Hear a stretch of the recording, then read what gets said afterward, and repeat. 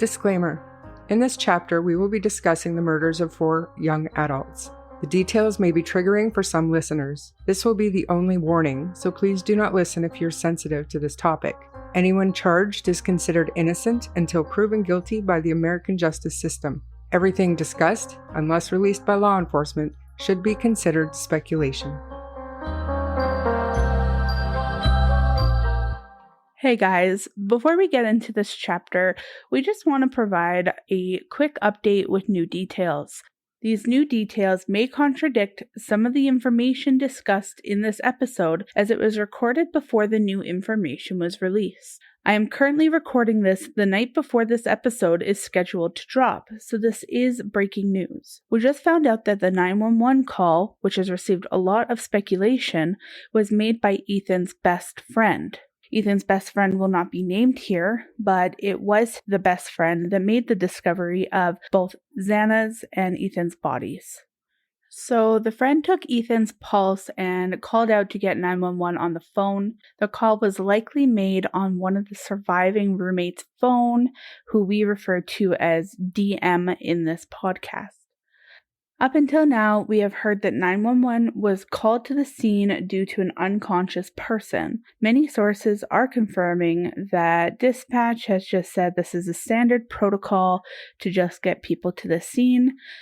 So there's no need to get caught up on the unconscious person detail. We are still not sure who discovered Maddie and Kaylee. What is interesting though is that the friends came over to the home and then 911 was called. Maybe the friends were coming over to get brunch or hang out or whatever it may be, but we do know it was Ethan's friend who made the discovery, and it is absolutely heartbreaking to learn this.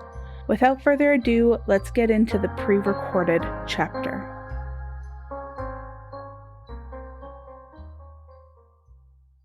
Today's true crime story is our very first episode. We will be telling stories of true crime that have been solved, but sometimes we will be covering cases that are in the news and that are unresolved, meaning there may be an arrest, an upcoming trial, or some kind of resolution. So this is one of those stories. We have 4 innocent young people who were brutally murdered in Moscow, Idaho. There's still a lot of speculation in the media and on social media about the victims, survivors, and the suspect. While there has been an arrest, this case is far from resolved. Deciding to cover this case as our first episode is based on our shared interest in the case, but also to try to keep people aware of the facts. We will tell you this story, try to dispel some of the rumors, talk about our own theories, and I like to think that we use our common sense when researching cases, and this case could use some common sense consideration on this platform. As I had said before, there's a lot of speculation surrounding this case. If there's something that we talk about that is speculation, we will tell you that it is speculation. When we bring up facts, we will tell you the source of those facts, which 99% of the time is either going to be law enforcement or the family of the victims. What we won't do is help spread false information, try to pass our own thoughts off as facts, or try to mislead our listeners in any way. So without further ado, let's get to know these beautiful young people who were taken far too soon. Okay, so Ethan Chapin. He was a triplet with a brother and a sister. He was born in October of 2002 in Seattle, Washington. He was the first of his triplets to be born at 4:43 p.m., followed by his sister at 4:44 and his brother at 4:45. He was a lifelong athlete who loved the NFL and country music. Ethan started at the University of Idaho in 2021 and joined the Sigma Chi fraternity. Both of his siblings also attend the university, and his brother was in the same fraternity. Ethan was majoring in recreation, sport, and tourism management at the university. A couple of weeks after this horrific murder, friends of Ethan planted tulips around the Skagit Valley tulip fields where Ethan worked before he went off to university. One of his friends said, "He made everyone's life a little bit better no matter what, and I just think that something like that shouldn't be forgotten." In the spring, they will bloom yellow and white to symbolize joy and peace. The gardens are being called Ethan's Smile because of the positivity that he radiated. They will serve as a living, loving reminder of a life taken away before it could fully bloom. The Ethan's Smile bulbs will also be sold to the public. You can check out the Tulip Family Farms Facebook page for more information. And we can post that to our Facebook page as well. So you can also go to True Crime Story Podcast and it will be on there. Oh, that's nice.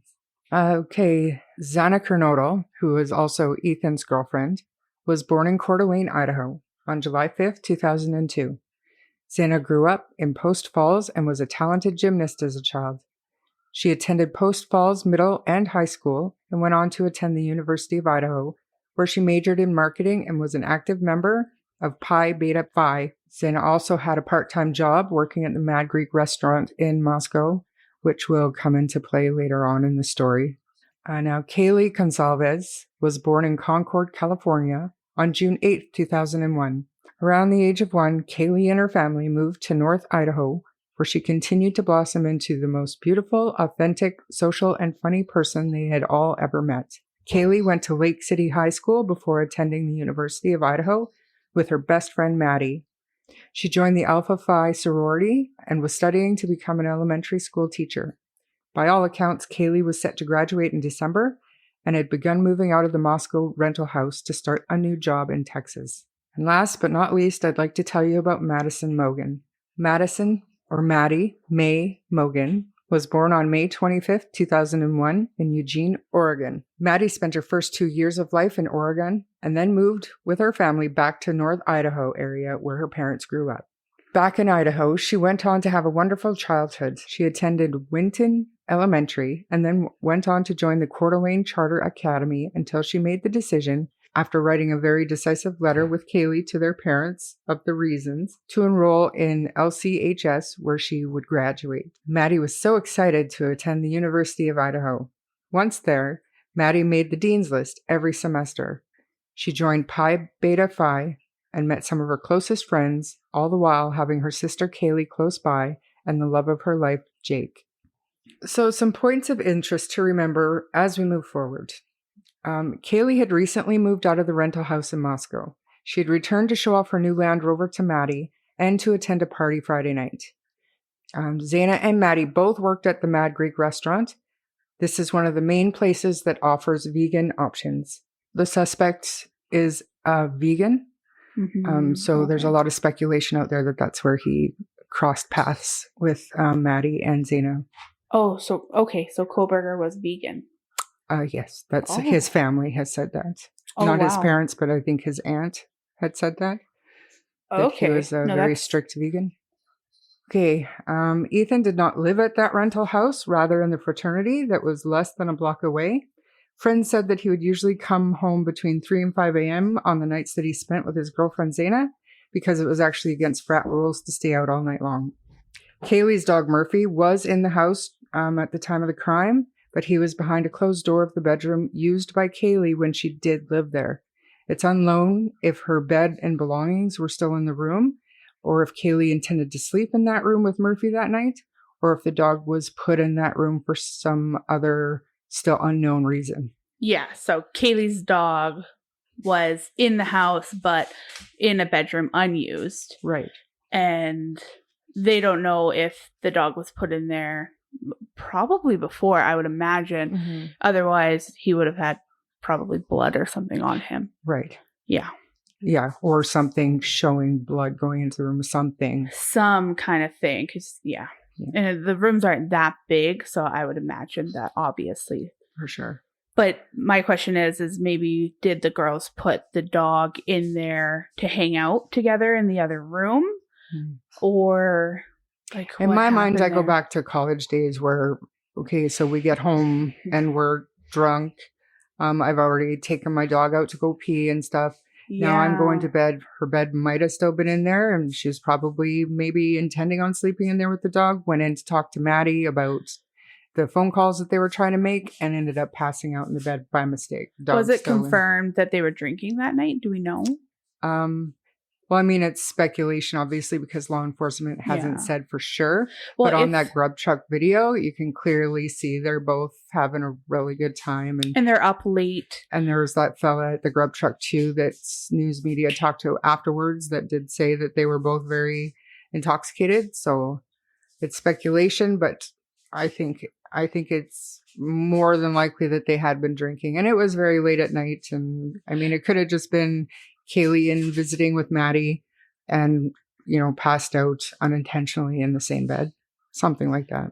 Yeah, and when you go out, you sometimes have to lock your dog up. So I'm even thinking maybe they weren't home for all that long and the dog had been locked up from when they were out of the house. One of the neighbors, and I don't want to get into him too much because he's already been put through the ringer in this case, but one of the neighbors did say that he heard them outside with the dog, like letting the dog go pee and stuff like that around 2 a.m. So pretty much right when they got home from the corner club. There are 2 additional roommates who live at the Moscow rental house at 1122 King Road. We're going to refer to them as BF and DM. Neither one of those girls were harmed, and neither have spoken publicly about the evening or day after the murders. From what we do know, both ladies are traumatized and they have gone into kind of hiding to stay away from the public eye, and both are cooperating with police. So on the night of November 12th, Zaina and Ethan were seen at a frat party. A neighbor's security camera confirms that they returned to the house at 1:45 a.m. Maddie and Kaylee were seen on the security camera at the Corner Club, which is a popular bar with residents and students in Moscow. The timestamp on the camera is thought to be a little off, but the girls were also seen on Twitch live stream at a food spot called the Grub Truck. The girls left the Corner Club with a male friend who was also seen on both security cameras. Now, bits of a conversation were picked up by a camera while the trio walked from the Corner Club to the Grub Truck that has caused a lot of unnecessary speculation. Kaylee is heard saying, "Maddie, what did you say to Adam?" And Maddie responds, like, "I told Adam everything." So way too many people assumed and spread rumors that this conversation was somehow related to the murders that would take place in just a couple of hours. But Kaylee's family, who have been tirelessly investigating every aspect of this case since day one, were able to find out that Adam, who was a bartender at the Corner Club and a roommate of Kaylee's ex-boyfriend, the topic the girls were discussing was Kaylee wanting to get back together with her boyfriend, Jack. Their 5+ year relationship had recently been put on hold due to Kaylee's plan to move to Texas for a new job. The recent breakup had internet sleuths trying to point attention and blame at this ex-boyfriend for the savage crime, adding to the trauma he had and likely is still enduring. Maddie and Kaylee called a rideshare driver who police have identified and cleared for a ride home from the Grub Truck, and law enforcement can confirm that the girls arrived safely at their door at 1:56 a.m. The following day at around 11:58 a.m., 911 received a call that was logged and dispatched as an unconscious person. This had also led to major speculation about what went on that morning and who found the bodies, how they died, where they were located. It was all very strange as the story broke. Now we can confidently say that in other cases where a dispatcher has a hard time getting details from the caller but requires the police to respond quickly, they will dispatch as an unconscious person to get the wheels turning in the right direction. I'm not saying that this is confirmed what happened here, but it's a viable explanation that would and should stop conspiracy theorists from spreading false information. The fact is, we don't know who made the call or any of the other questions surrounding the 911 call or the response. We do know that the call came from one of the surviving roommate's cell phones and that there were other students and friends of the girls at the house at the time of the call. Yeah, and we're speculating just as other people do. So, I mean, I'm sure at times we're going to be saying unhelpful speculations as well, but it's just how you do it and how you come across with it, and trying to be as respectful as you can. Absolutely. So when the police arrived, they found a number of young adults and students standing outside the front door of the house. They were standing in silence, but one officer reportedly only heard one word, dead. It's also been reported that first responders got a heavy smell of blood when first entering the residence, which also led to unnecessary conspiracies, like there were blood smeared all over the walls and running down the stairs. There was just a bloodbath inside. Well, do we know that that is a conspiracy? Because, like, maybe it can be speculation, but I think a conspiracy is a little different. As well as, like, I mean, it could be true. I think some of the conspiracies that I was talking about are kind of deep Reddit stuff where they were saying that the frat boys had something to do with it, and they were Oh, writing on walls and smearing blood everywhere, and it was just a horrific and unnecessary conspiracy theories. yeah, and with I the- never seen anything like that. Yeah. So we know that the first responder entered the house no less than 7 hours after the homicide, and that gives a lot of time for the body to do what naturally happens after our hearts stop beating. Putting it that way to save the gory details, but there were 4 bloody deceased people in that house for 7 full hours before officers arrived. Over 7 hours. Which, I mean, that does lead into the speculations and the harmful opinions of people on the internet, especially TikTok, I've found, on the roommates and why they didn't do more and how they could have done more and just everything surrounding that. And again, I think it comes down to like how you discuss certain things. Like you got to put yourself in other people's shoes. And I think that people are reading way too much into what DM actually heard and what she actually saw and what she could have perceived it as. I have a really hard time believing that she was in a frozen shock phase thinking, oh my God, my roommates were just brutally murdered. I'm going back to bed. She probably didn't even occur to her. But let's move on and we'll get to that after. So the following will be taken directly from the probable cause affidavit because it best describes the scene as the officers entered and subsequently found these victims. The officers entered the house through the bottom floor on the north side of the building. They then walked up the stairs to the second floor, down the hallway to the west bedroom on the second floor, which we later learned through Zaina's driver's license and other personal belongings found in the room was Zaina's room. Just before this room was a bathroom door on the south wall of the hallway. As they approached the room, he saw a body later identified as Zaina's laying on the floor. Zaina was deceased with wounds that appeared to be caused by an edged weapon. Also in the room was a male that was later identified as Ethan Chapin. He was also deceased with wounds later determined to be caused by sharp force injuries. But the probable cause affidavit does not identify where Ethan's body was located, only that he was also in the room. People speculate that he was in bed or that he was on the floor or in the hall or in the bathroom. The only fact is that he was found in the same room that Zaina was found. That is all we know for sure. which recently there was more information released that could determine that he was maybe just right outside the room as well. So if not in the exact same room, he was in the proximity of his girlfriend. And depending on what the police wanted public and certain things they wanted to keep back, could very well be why they didn't say that Ethan was found first in the hall, whatever. Totally. We do get more into the newer information towards the end. So, so then the police went up the stairs to the third floor. The third floor had 2 bedrooms and 1 bathroom. Bedroom on the west side of the floor was later determined to be Kaylee's room. They reviewed officer body cam, the first responder, and there was actually a dog in that room. The dog belonged to Kaylee and her ex-boyfriend, Jack. They found out from an interview with Jack on November 13th that Jack and Kaylee shared the dog. So an officer then pointed out a small bathroom on the east side of the third floor. This bathroom shared a wall with Maddie Mogan's bedroom, which was situated on the southeast corner of the third floor. As they entered this bedroom, officers could see 2 females in the single bed in the room.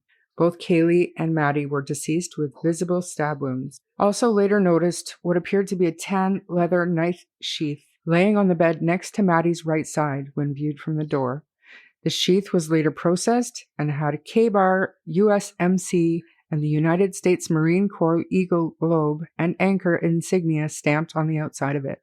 The Idaho State Lab later located a single source of male DNA left on the button snap of the knife, and this was the suspect's profile.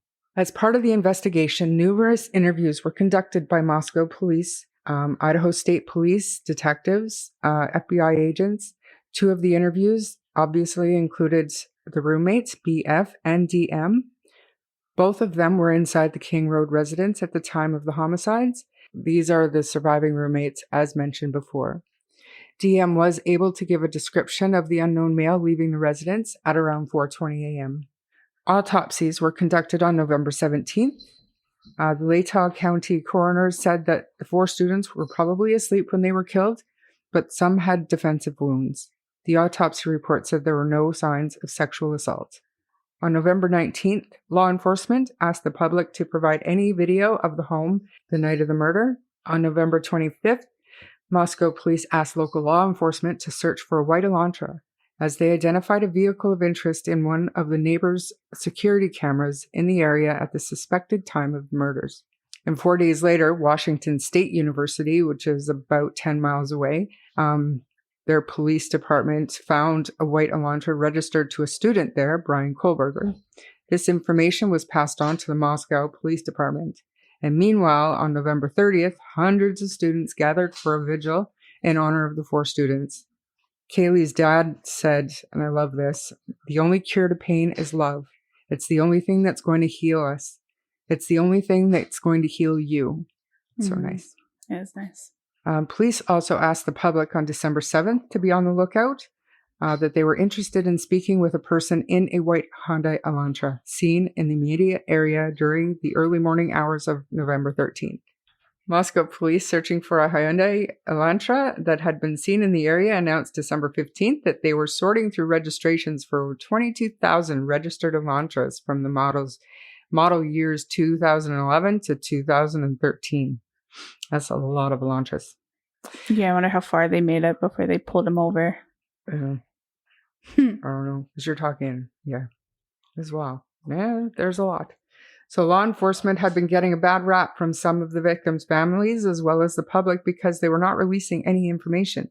People assumed that looking for this car was the only lead they had and that the case was going cold. Little did we know, though, the police had a DNA profile back from the button snap of that sheath found next to Maddie. Police just had to find a match, and it wasn't in any database. And I feel like we should talk about the Facebook profile. That's coming, and I added some stuff, and I've got screenshots. You? Yeah. Oh, okay. Yeah. Because, I got it. The sheath, bro. The sheath. Yeah, I got it. Okay.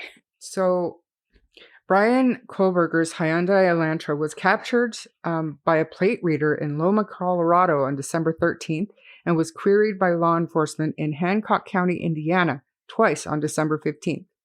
Body cam footage of these traffic stops would be released to the public, and the footage shows the suspect in the driver's seat with his father in the passenger seat, sharing small talk with the officers during a stop for following too close and the other for, I believe, speeding.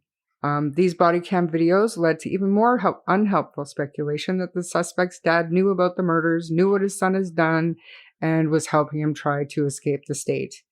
Maybe not escape the state, but I mean, you never know. You never know. But the new information has totally shone this whole thing in a different light, so we'll get into that later, honestly. Maybe there's new information that I don't know, but I know that Kohberger had a drug abuse problem. He had issues that his family would have known about. 100%. Which kind of gets into, helping people. Yeah. And mental health. Nice. I'm sure everybody who is aware of this case has seen the body cam footage or seen 100%. A photo of it or something like that. You can't really hear what he's saying. At least I can't. I'm a little deaf, but I certainly couldn't hear. He was saying that they were going just up the road to get Thai food, blah, blah, blah. And then his dad's like, yeah, we're going to Pennsylvania. We were at WSU and blah, blah, blah. And he was like, shut the fuck up, Dad. I actually wasn't going nowhere. I was just driving down this highway and just this highway. We're just going to get Thai food. The look on Brian's face is priceless when his dad says, we're on our way to Pennsylvania. We just left WSU. His body cam videos led to even more unhelpful speculation that the suspect's dad knew about the murders, knew what his son had done, was helping him try to escape. These rumors, in my opinion, are absolutely ridiculous. Brian Kohberger wasn't even named as a suspect at that time. People theorized that the FBI had orchestrated those traffic stops to check for injuries to Kohberger's hands and keep a close eye on him. These rumors are nonsensical. I cannot stress this enough, that if they thought Brian Kohberger, if he was a suspect or even a person of interest at that time, they would have questioned him, number one. And if they thought he was fleeing the state, they never would have allowed him to leave. And not just and we're going to keep an eye on him. Do you know how many things can go wrong in a vehicle when you're traveling across the state? They're not going to take that chance. It's absolutely ridiculous to even theorize that they let him go, just keeping a watchful eye on him, getting him pulled over. What? In Indiana? He went to Colorado for some unknown reason. That's not even en route to Pennsylvania. He had to go something like 3 hours out of his way to go to Colorado on the 13th. But when he was pulled over in Indiana, that was 2 traffic stops within 10, 15 minutes of each other. That is not the FBI keeping a close watch on him. They never would have allowed him to drive across the country if they thought he was a viable suspect. That's just another one of the speculations that like I haven't seen. So it must be like deep sleuth kind of territory. They're the ones that get me going the worst. I don't even watch them. I don't even give them. I know. I can't. The guy with I'm addicted. The spider web guy. I can't watch him. Anyway, go ahead. Because our whole podcast is going to be us speculating and saying our version, and to expect that our versions are smart and theirs are stupid. It's just it's a little rude. But it's nonsensical. For this one specifically, it's nonsensical. If they know anything about law enforcement and how they work and operate, the FBI one for sure, but the one right above it, like you like every time you hear something that's not something that you necessarily know as a fact. That is what you think. That's right. This is all my opinion. The FBI has confirmed that they did not, nor did the ISP, orchestrate or request these traffic stops. And that's a fact. I did see the FBI confirmation. But the FBI one was never believable. That's why I don't watch all of the different video and podcast platforms that are just concerned with views and listeners and being the first to have the news. It is clickbait, and but clickbait can be true. And it just heats me up. It's just theirs is so wrong. So wrong. So disrespectful. So disrespectful. All right. Okay. So the next time we see the Elantra is on December 16th, and it was seen on surveillance video in Albrightsville, Pennsylvania. This is where Kohberger's parents lived, and where he apparently was just visiting for the holidays, or so we thought. There could be other information we'll get into.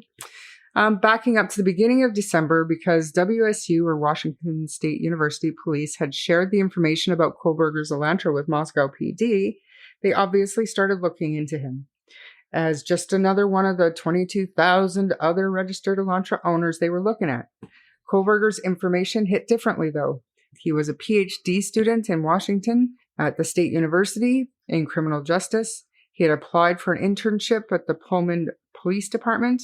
His driver's license photo had his physical stats matching what DM had reported to have seen the night of the murders. Tall, around 5'11" or taller, athletic builds, bushy eyebrows. So this made law enforcement very interested in Kohberger's activities. And this is how they found out about the traffic stops in Indiana. They applied for and were granted search warrants in December for historical phone records. His activity was interesting to law enforcement, to say the least. In months preceding the murders, Brian had been in the area of the rental house in Moscow no less than 12 times, and always either late at night or in the early morning hours. Suspicious. Yeah, I'd say creepy.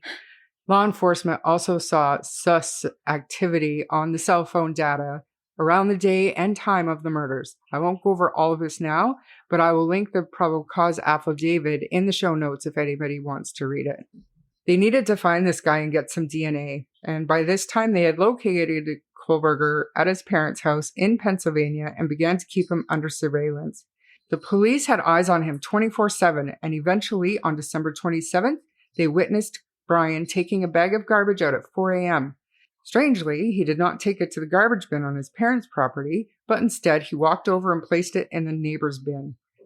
What did they find in the garbage? So, and I went looking for that specific information. Like, why did he have to throw it into the neighbor's bin? I don't know. I wonder if they found something else that we don't know. It's possible, but was he just that smart? Was he like, if they are looking at me, he's a PhD in criminal. I know, yeah. But like there's a fine line between smart and then like, okay, so you're just creepy and you knew. Yeah.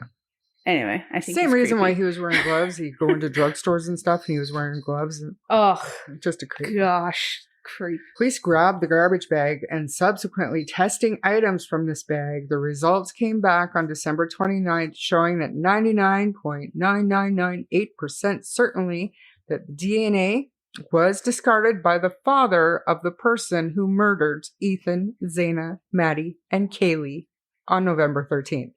Any siblings? He does. Brian Kohberger has siblings? I believe he's got 2 sisters. Yeah. So why is he such a woman hater?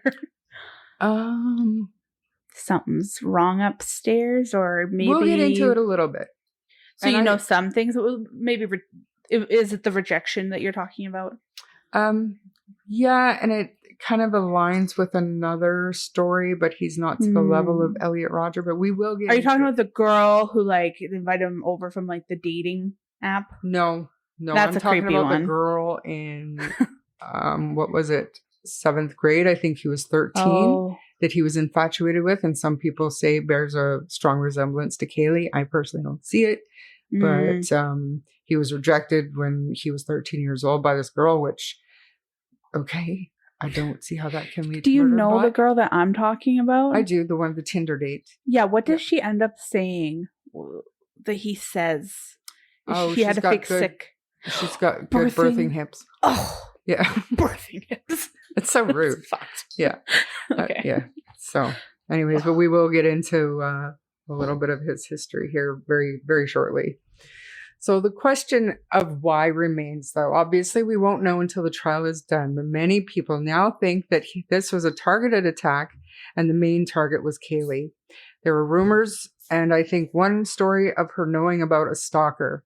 Now, I'm not downplaying the possibility that Kaylee may have had a stalker, but my own opinion and theory is that Maddie was the target. Why? Now, it's my pure speculation, but hear me out. I believe that Brian met Maddie at the Mad Greek. He was a vegan. Mad Greek had good food. It was popular. It was only 10 minutes away from his house, and it served vegan pizza that apparently he liked to order. I think he became infatuated with her, and he even tried to reach out to her in direct messages on numerous occasions. That's the hey, right? Yeah. Like, that's what he just said all the time, and she never replied. It was just, hey. And I don't think that... Hey. No. So, and anytime I get a message from somebody that's not on my friends list, it goes to those message requests, and if I don't remember to check that area, I don't even see a notification. So the chances of her even seeing it, she probably didn't even see it. True, but at the same time, was this on Instagram? I believe so, yeah. I'd like to think that you get a little less spam messages than Facebook on Instagram, but I can't even tell you how many times that some random person has, and all my friends, and it's the exact same thing. Hey, and if it's a really creepy person, eventually they'll be like, F you. Yeah. It's like, I didn't say anything. Yeah. So needless to say, Maddie didn't answer him, and I believe she probably didn't even realize he was messaging her, like, honestly. Yeah. So, but he could have taken that as rejection and sparked some kind of rage in Brian, causing him to start stalking her. And I believe he went to that house to sexually assault and murder Maddie. I really do. I think that people whose wounds were worse again, Maddie or Kaylee? It was Kaylee, but hear me out. Oh, okay. Hear me out. And I mean, I don't want to get too specific in the details, but so that knife sheath is designed to slide onto a belt. It's not like a snap or anything like that. You slide it onto your belt, right? So it's secure there. The Marines use this thing.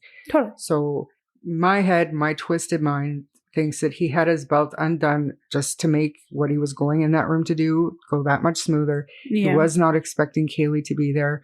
I see him maybe sitting on top of or straddling Maddie, murdering her and having to reach over to disable and murder Kaylee. And I think that reaching and pulling the knife back could account for some of those gouging, tearing injuries that we heard about. And that sounds so horrible, and I don't want to talk anymore about it, but that's just in my own twisted mind. That's what I think.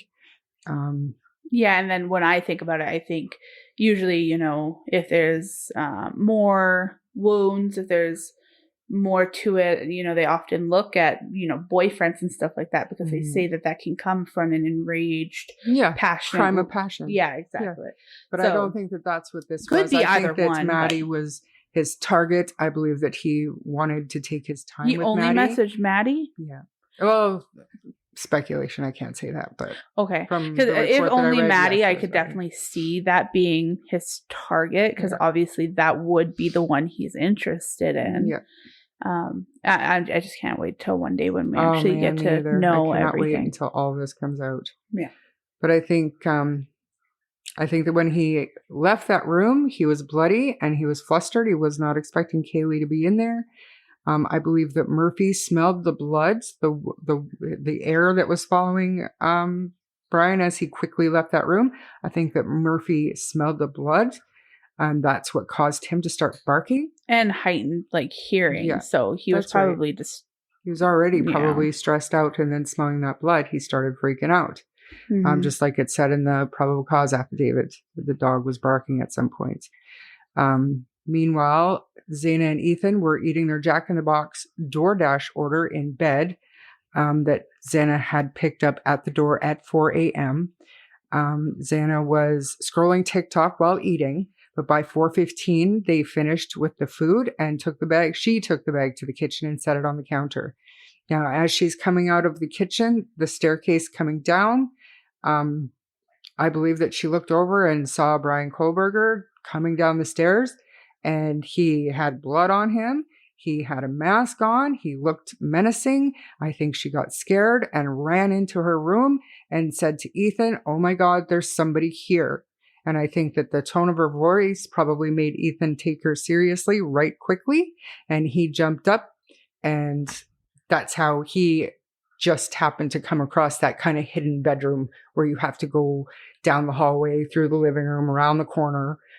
To even find that bedroom. I think that he followed her in that way. And I think that that's unfortunately how Ethan and Zaina were found. And I think that's why they were killed. It was all collateral damage, in my opinion. There was one target, and I believe the target to be Maddie. But now after he's murdered Ethan and Zaina without knowing that he was going to murder Ethan and Zaina, now he's super flustered and hyper focused on getting out of that house. And so what does he do? He wants to get right back out to that kitchen sliding door. He probably didn't even notice Dylan standing in her doorway. And you're looking at like a 2-3 inch crack in the door. And I've done that too when I'm in no danger and I'm awake in my room and somebody walks past. I don't want them to know that I'm awake, so I'm still, but I can still see what's going on. You say kitchen sliding door. I thought that he entered through the second floor. That is the second floor. Yeah, that's the kitchen sliding door is on the second floor. I thought the main floor was the first roommate with the kitchen, the sliding door number 1. The only thing on the first row, on the first floor, is the 2 bedrooms. Yeah, I gotta pull it up and look at it because now I'm confused. There's 2 bedrooms on every floor. The first floor, the main floor, only has 2 bedrooms. The main floor just has 2 bedrooms. And then this is laundry, living room, kitchen, 2 bedrooms. And then Maddie and Kaylee on the 3rd floor. 3rd floor. Okay. There's one that I will find. So this is the door right here? Oh, yeah.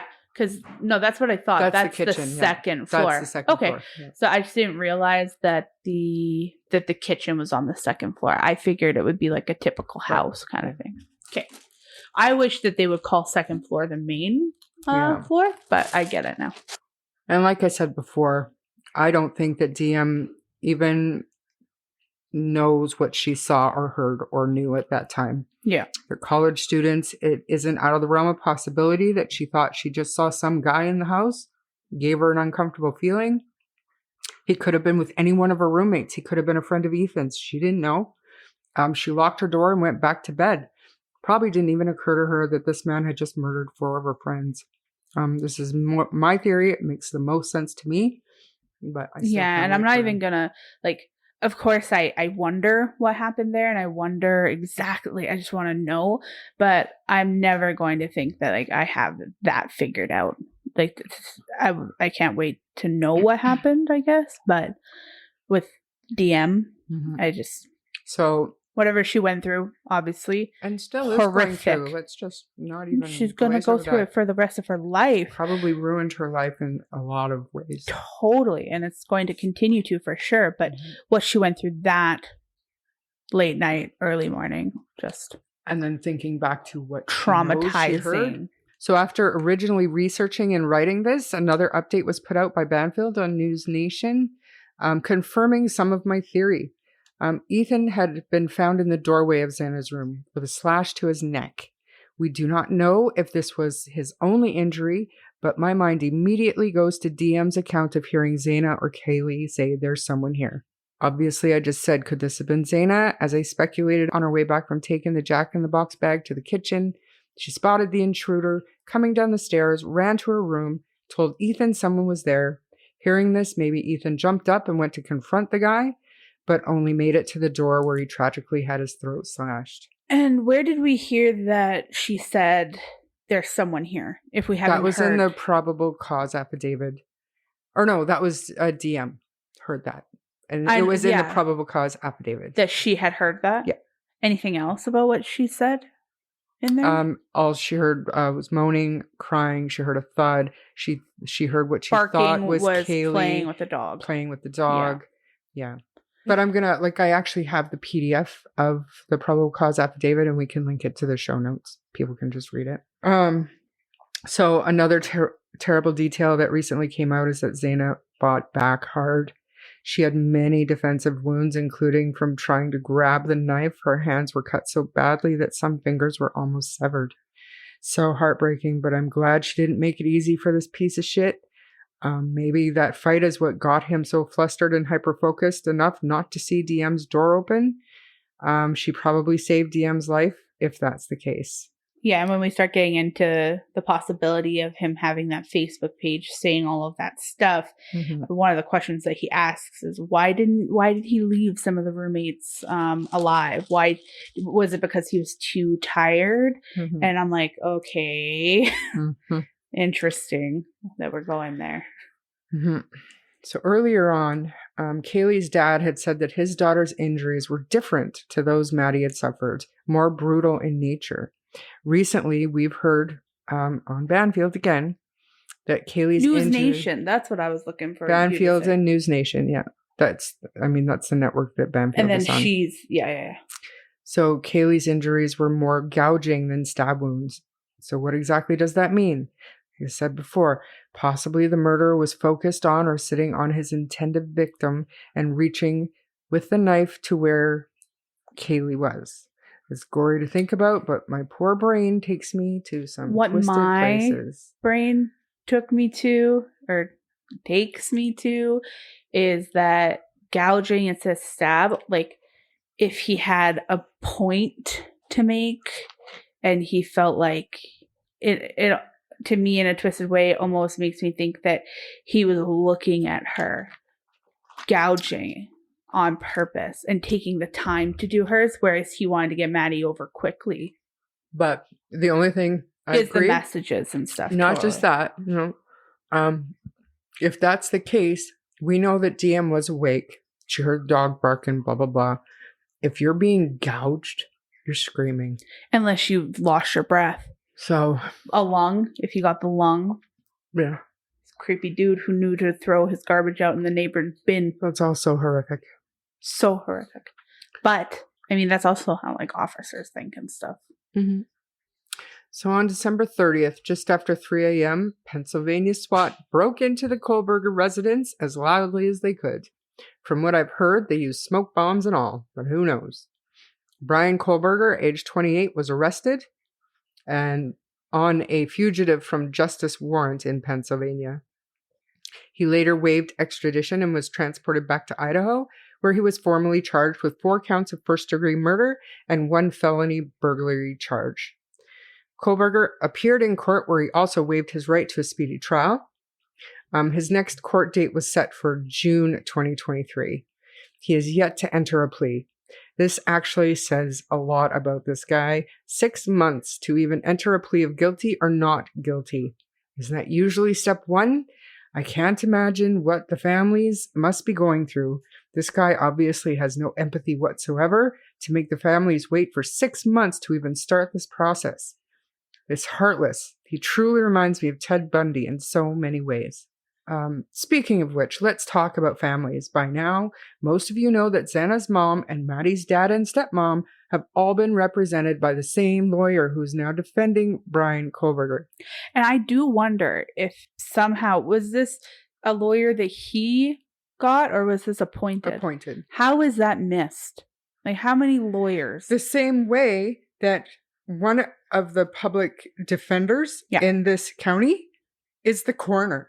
The same woman is, it's all. I mean, but this is like, you represented multiple victims' family members, and you're telling me now that you are going to be somehow the lawyer, the attorney to Brian Kohberger. It doesn't make any sense to me. And she's still proceeding with it she's still proceeding with it. In fact, Xana's mother found out via social media that this defense lawyer dropped her as a client in order to represent Brian. Oh, and did I say that this lawyer had recently taken power of attorney over Xana's mother? Yeah. That's right. So wait, she dropped one of them to become Brian's? Yeah. Yeah. And didn't even tell her. This woman found out on social media through friends. So this lawyer probably knew what she was doing. She wanted the high profile case. And she was appointed to the case. Okay, yeah. She was appointed. Okay. So let's talk about conflicts of interest. It doesn't matter what these parents needed a defense lawyer for in the past, or even what they were going through at the time their children were brutally murdered. What does matter is the fact that this defense attorney could have personal details about these families that could potentially be used to diminish Brian Kohberger's responsibility for these murders. I don't know what it would be, but the fact is that she has got information on these families that no representative of the other side should have. It doesn't matter to me that this lawyer could be the only lawyer in the area who's approved to handle a death penalty case, which this is probably going to be, but bring someone else in. I understand Brian's right to have a defense. I do. And I want him to have a good one so that convictions aren't overturned on appeal due to poor representation or whatever. But this situation stinks of conflict of interest. And I understand that legally it's not considered conflict of interest in that state, but morally it certainly is. And I also get that she was appointed to this case. She did not ask for it, but it seems to me as though she wants this case for notoriety. Everyone will be watching the trial. Everyone wants to see justice. And some lawyers get lost when staring straight into the eye of fame or infamy. Does everybody remember Jose Baez? Yeah. She should have recused herself by now. Obviously, this is my own opinion, but I'm telling you, to me, this is wrong on so many levels. My hope is that she will realize her situation and recuse herself, and soon. So now, let's get into this. Do we think that he is inside looking on Reddit or Papa Rodger on Facebook? And do we honestly believe that Brian Kohberger is an incel? Recent updates may actually suggest that Brian Kohberger is sexist. And we will get into that. It fully suggests that he is sexist. 100%. And, they're saying, well, I read so many comments on this because I wanted to see what other people were thinking about the sexist and him being fired. And they're like, well, why and how, if he was fired, did all these students are saying that he just went on an A+ frenzy saying, you get an A, I'm marking all these papers and you guys are going to get perfect marks. And that was women, men, anybody. And it's the timeline allows a couple of weeks past the murders that he was still there, that he would have been grading those sheets, A+, A+. But that doesn't mean that before the murders, he didn't give women the F's and stuff that they are claiming that he did, and is backed up by the fact and timeline that he was getting in shit. Totally. And I do have that timeline, and we're gonna talk about it here in a couple of minutes. But but just as interesting to me is the spelling of the name Papa Rodger. Who's inside looking? Okay. I have some screenshots here that I'm going to read to you. So Inside Looking was a user on a Reddit forum about the Idaho murders. Basically, he was either posting questions or answering certain questions. One post says, Kaylee was not the target, in my opinion. Zaina and Maddie were targets. Look at killer's route inside the home. Kaylee being targeted doesn't make any sense. And then somebody else says the route through the house or the route into the second floor rear sliding doors. And Inside Looking says the killer enters a sliding door and exits the sliding door. If Kaylee, Maddie were targets, the path doesn't cross Zaina and Ethan. If Zaina and Ethan are the targets, the path doesn't cross Kaylee or Maddie. Ethan and Kaylee do not reside at the home. Therefore, Zaina and Maddie must have been targets. That's what Inside Looking says.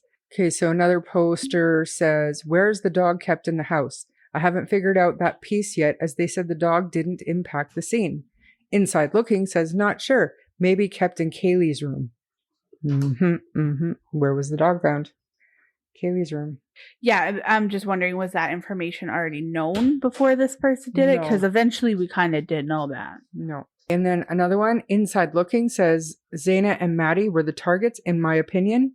And then interestingly, another poster answered, yeah, okay, in my opinion. Hey, Brian. Like, what? Because one was 5 days before, so that would have been 5 days likely before the arrest. And then somebody said, yeah, okay, IMO, hey, Brian. And I'm guessing that's right after the arrest. And that's when people would have been speculating on Inside Looking being Brian. Mm-hmm. So they were very confident in their But as soon as Brian was arrested, all of these pages were taken down. These profiles were inactive. And that's confirmed for Looking, yep. Inside Looking too? Yep. The Facebook one, like, I'm and convinced. Inside Looking is gone too. So Inside Looking posted speculation, targeted and known to victims. Another poster responded, this is interesting. I'm at a loss then. It's not XBFS, roommates, frat brother, hoodie boy. The circle gets smaller. Still feels personal. Speculation. One of them was looking up or hooking up with someone from the restaurant. And Inside Looking responds, speculation. To clarify, when I say known, it could be a small interaction to those best friends. Yeah, okay. Brian. No, I agree. So another one, Inside Looking, says 4 homicides is risky. Car near the house equals quick getaway. You pull up behind the house, go through the trees and enter from the back. Simple. Really?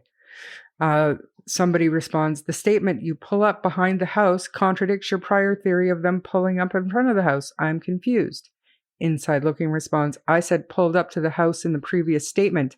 I didn't specify at the time if it was in the front or back, but it seems pretty clear which direction law enforcement pointed to. And we now know that that white Elantra was spotted behind the house, in the parking lot behind the house. Somebody posted, describe the current mindset of the killer. And Inside Looking responded, thrilled initially after the murders, now some anxiety and obsessed with case information.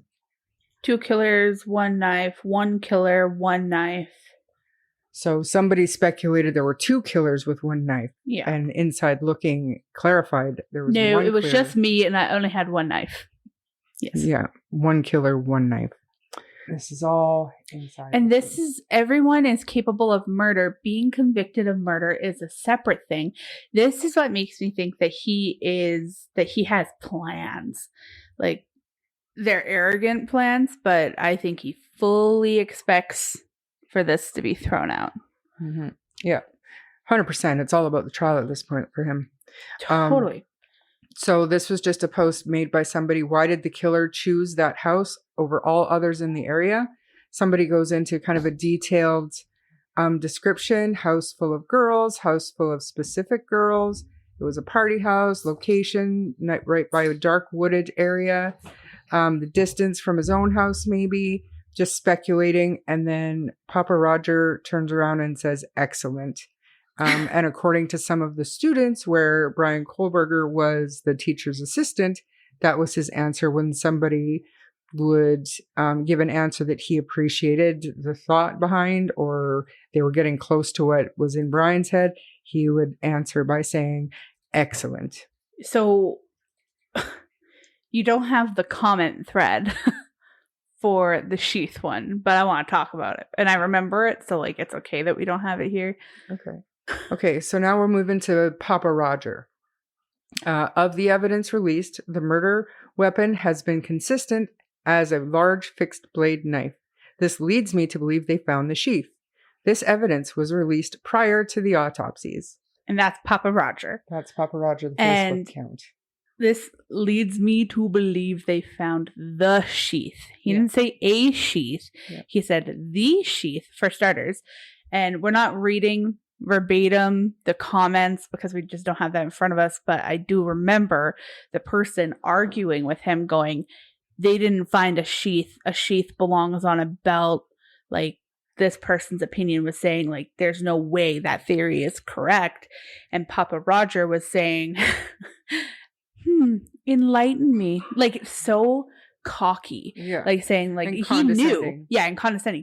But he didn't need to get worked up.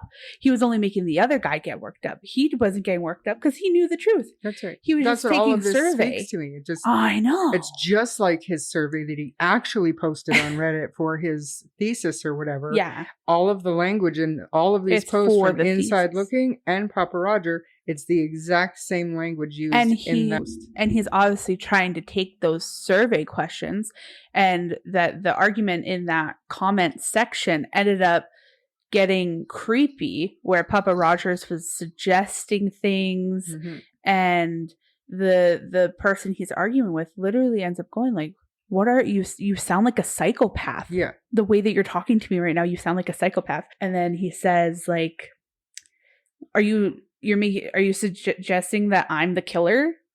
Like, the fact that the conversation even went into that territory, it was all because Papa Rodger was just being frickin' weird. Yeah. No, exactly. And then we read this thread before police released about the sheath. So after police released that, and we knew that they had the sheath and they had the DNA on the sheath, that's when we were like, oh my God, like Papa Rodger is Brian Kohberger. Yeah, for sure. Allegedly. But I truly believe so. But let's look at the spelling of Papa Rodger. To me, this is very interesting. The name is interesting. As it relates to him being an incel, possibly. So, in case we don't know, Elliot Rodger was an American spree killer who committed a rampage in Isla Vista, California, in May of 2014. He is known as the Killer Virgin. He has a large fan base among those self-proclaimed involuntary celibate people. He would refer to himself as the ultimate gentleman. He blames all of his issues on girls not being sexually attracted to him, and we may cover this story at some point. But Elliot, from my understanding, was the most famous and first widely known incel. So the spelling of the name Rodger matches Elliot Rodger's last name.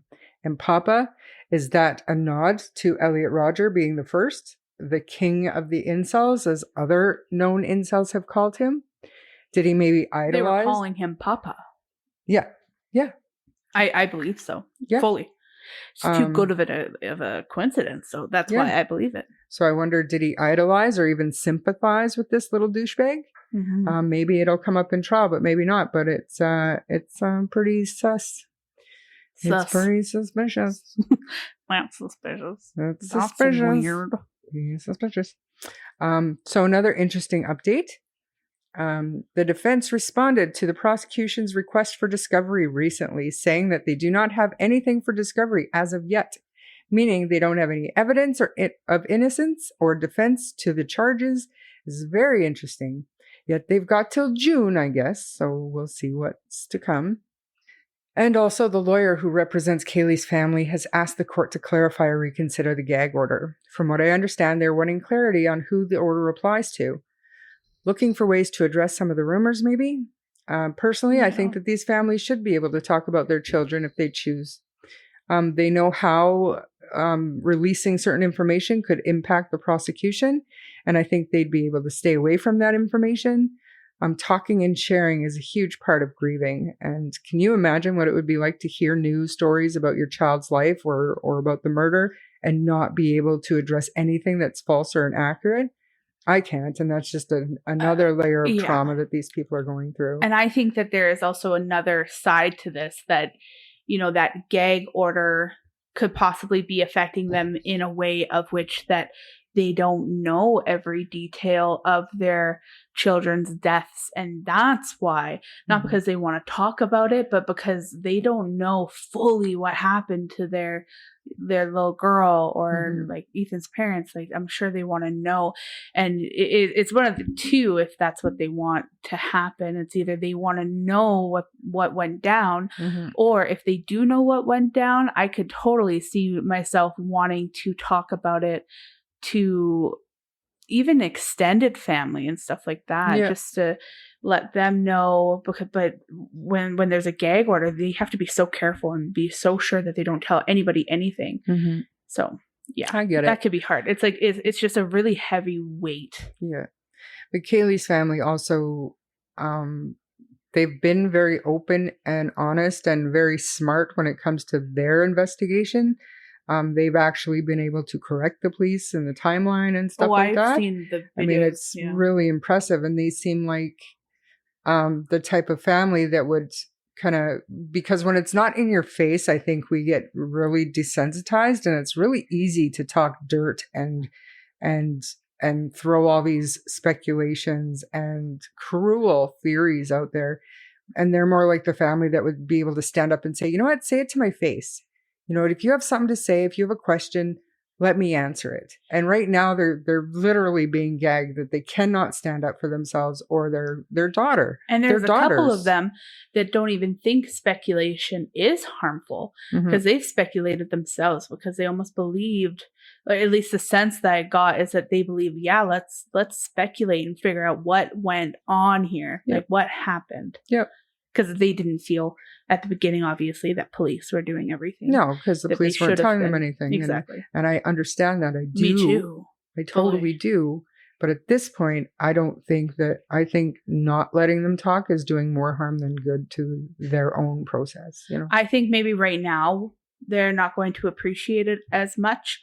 But if it plays right in the trial, I think in the long run, it will be possible that they will be grateful for how the police handled it. Maybe one day.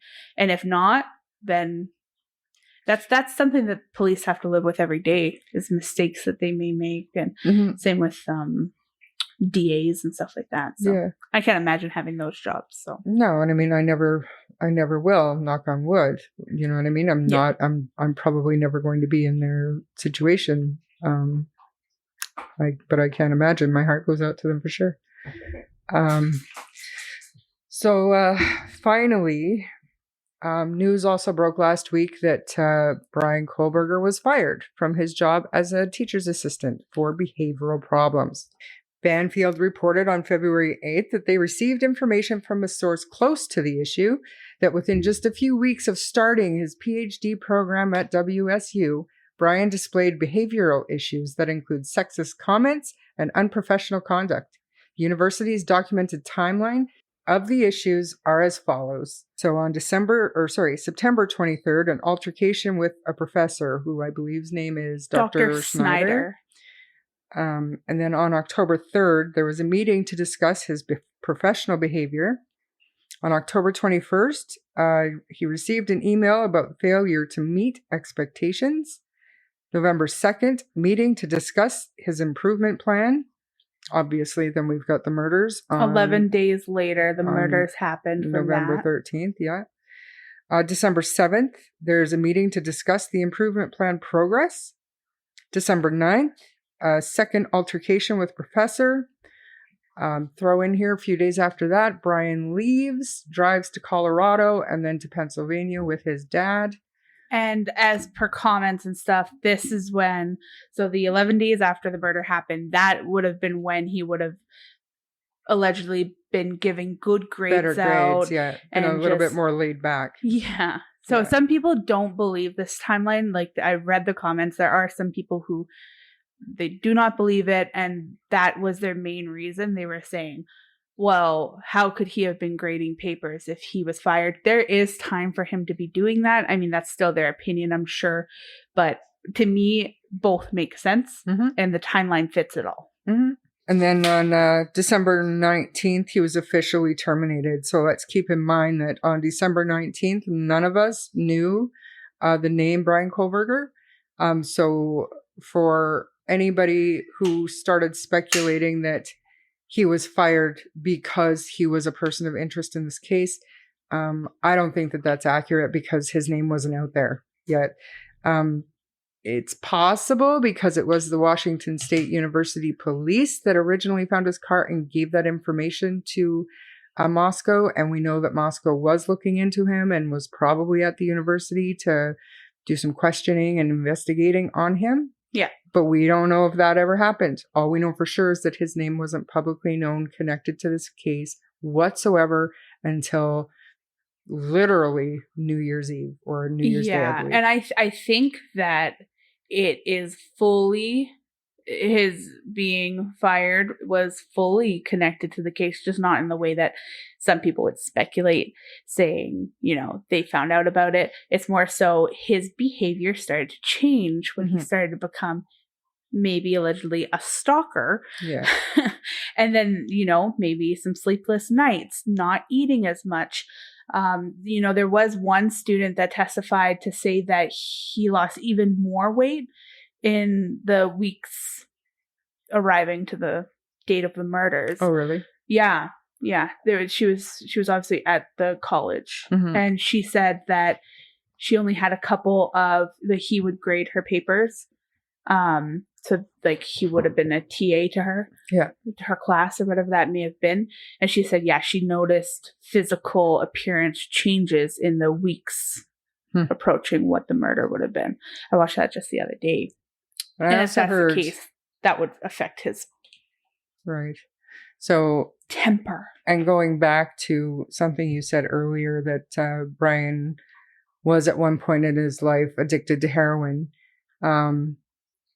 And a lot of people think that that is how he lost his weight, because apparently he was bullied and he was a heavier kid up until a certain point, and then he started working out and he was addicted to heroin and he became a lot thinner and more fit, took boxing and actually became the bully.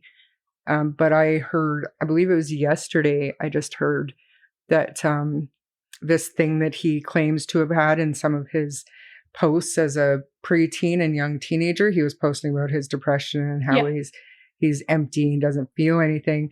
But he also mentions having this, what's called visual snow. And according to this article that I read, one of the cures for visual snow is fitness and diet. So this is when he became vegan.